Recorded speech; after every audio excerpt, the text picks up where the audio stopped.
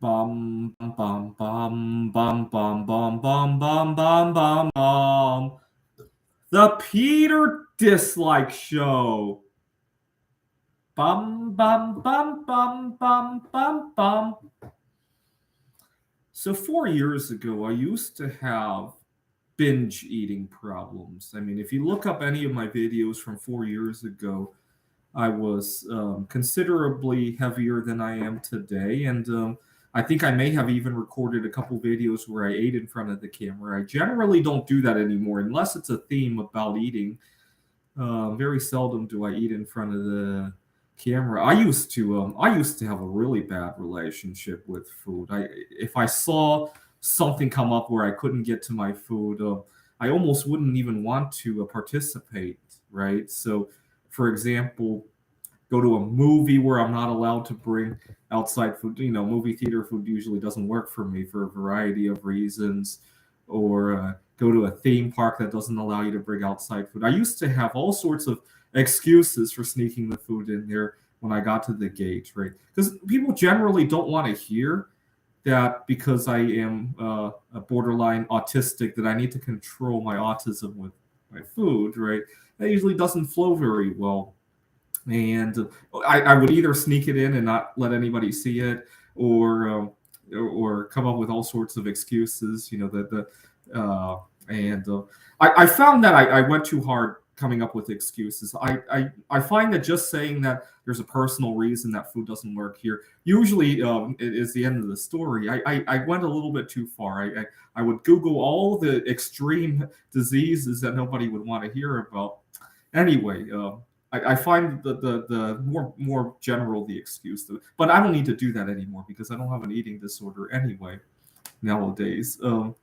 But In 2019, I was at a conference in Macau when I made myself very miserable because I couldn't find any suitable food there, and that's all I wanted to think about during the whole trip. See, I mistakenly thought Macau would be just like Taiwan, and unfortunately, Macau's a gambling capital. Nobody goes to Las Vegas to try and eat healthy, right?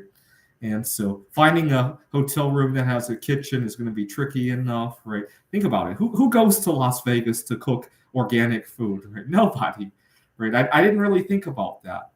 Uh, and So I was miserable the whole trip.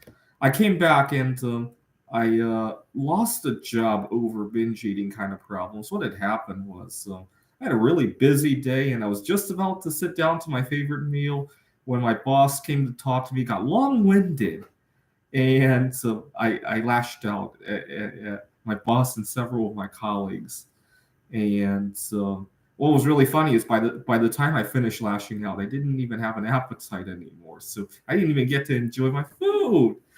I left the job in a hurry. I had another offer on the table at the moment, which is probably why I lashed out in the first place.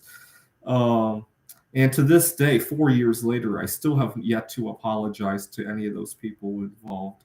I wanted, I was hoping to apologize sooner, but I wanted to make sure the eating disorder had completely cleared my system. Right, the last thing I wanted to do was to apologize, and then a couple weeks later have another eating disorder crisis. Right, and so that's why I've been putting off. Maybe I really should apologize to finally end that eating disorder saga. Right, otherwise I'll always question myself. Is it over yet? Is it over yet? Is it over yet? Right. And then in 2020, at the beginning of the year, I made a resolution to normalize my relationship with food because of all the drama that had happened the previous year, right? Vacation drama, workplace drama, not wanting to go see my favorite movies, having difficulty going to theme parks, all the rest, right? And I really felt my life was being controlled by where and when I could eat, right? It really was. A lot of times I put together my schedule in large part to accommodate my eating patterns, right? And so it was very frustrating. I would see stuff that I want to do. I would see work that I could do. I do a lot of gig work, right? And I literally lost money because I wouldn't give up my favorite food. Not to mention the food itself costs money, right? and so lost out on opportunities, lost out on dating opportunities, and all that, right? And so 2020, I made a resolution to normalize my relationship with food. I chose the best year to do that. See, one of the most frustrating things of eating disorder is you're on your way to work and you're thinking, oh, I got a stressful day today. I'm going to go to my favorite corner shop, pick up my favorite food on the way to work. And 90% of the time, there's nothing wrong with that, except when the food is sold out. That's when you quickly realize how big a problem it is. See, the mark of an addiction is not what happens when you consume this stuff endlessly, right? Oh, I could quit smoking any day I want to. Yeah, I know. I smoke 5 packs a day. I know I got a cigarette. I can quit anytime I want to. The real mark is when you go to the store and the cigarettes are sold out, or your doctor tells you quit smoking or die, right? Or you have COVID and it's painful to smoke, right? Or maybe long COVID and it's painful to smoke as you're doing that. And that's the real mark of an addiction.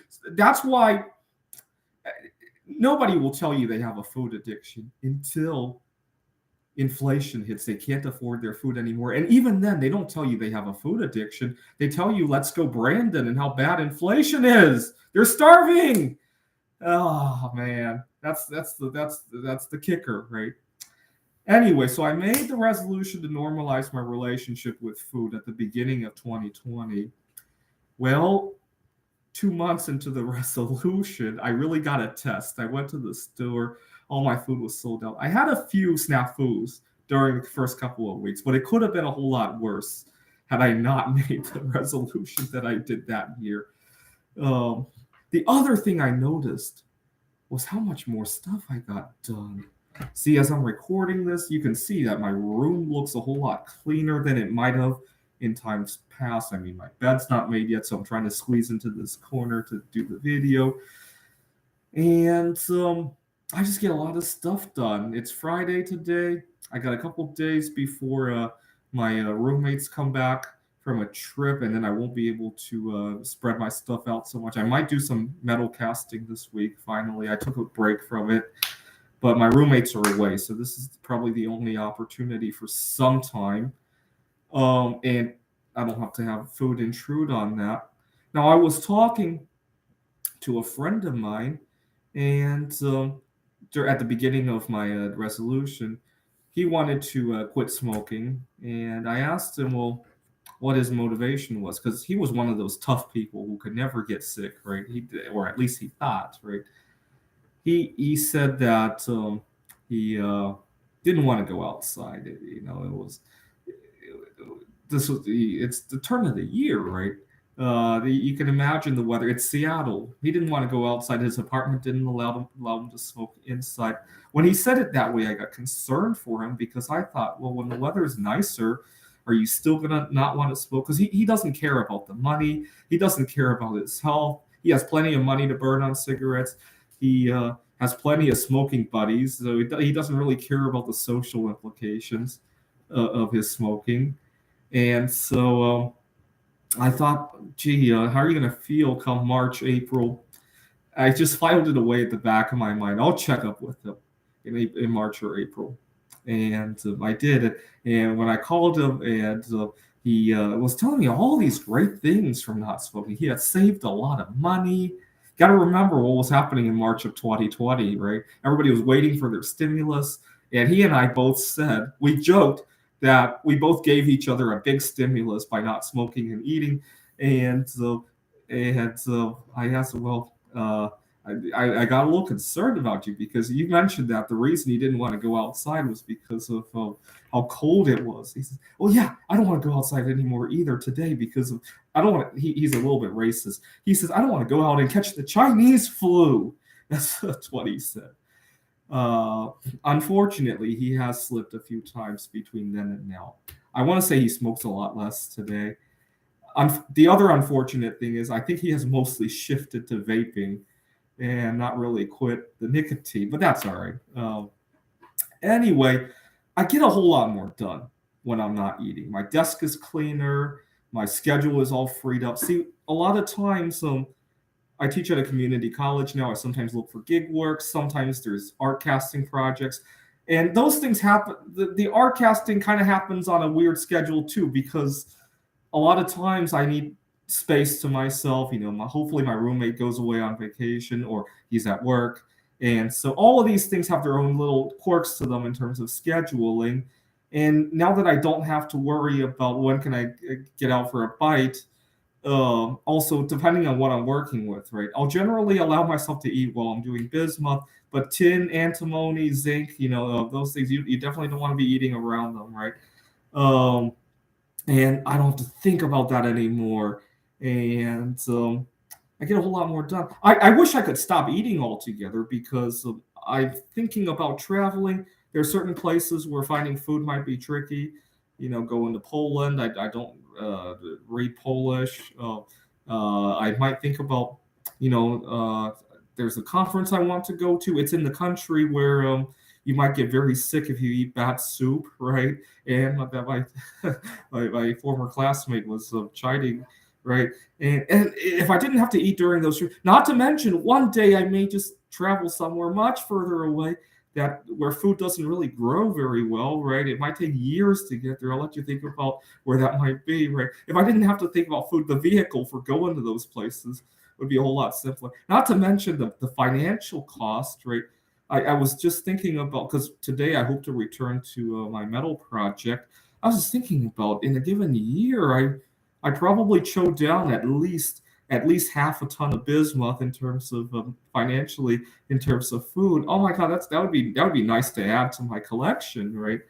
And and then you think about all the times that I've been eating, how many times the right idea for some kind of computer algorithm could have spewed out, but I was too busy eating. And then you think about generally in society, how many times it's had somebody they might have been able to come up with the cure for cancer at the moment, but they were too busy eating. Maybe they were eating some kind of carcinogenic food when they could have been coming up with the answer for cancer. Right? I wouldn't be surprised if that has happened a time or two. Think about how many Americans eat themselves to an oblivion. You know, I can't get it. I see all these overweight people, especially people of color, right? They're overweight, and then all they think about is their next binge eating session, or they think about this activity that multiplies their species so that their children can also think about binge eating, right? It's just gross when you think about it. When they could have been coming up with the cure for long COVID, right? Uh, don't forget these people, they might get long COVID next month, right? They're binge eating themselves to death instead of thinking about the cure for long COVID. And so, see, here in America, we only have two ways to entertain ourselves. We eat ourselves into an oblivion, or we reproduce, sometimes with a total stranger, right? That's the only two ways, especially here in America, that people know how to entertain themselves, right? They don't know how to come up with. Right now, I'm programming the AI for Ticket to Ride. They don't know how to come up with a cure for cancer. They don't know how to do metal casting, right? They don't know how to come up with creating chemical element 119, right? All they know is to stuff their face and to go out and reproduce, sometimes with a total stranger, and so that their children can go stuff their face, right? This is the Peter Dislike Show. Bum bum bum bum bum bum bum bum bum bum bum bum. The Peter Dislike Show. Bum bum bum bum bum bum bum. Bum bum bum bum bum bum bum bum bum bum bum bum. The Peter Dislike Show. Bum bum bum bum bum bum bum.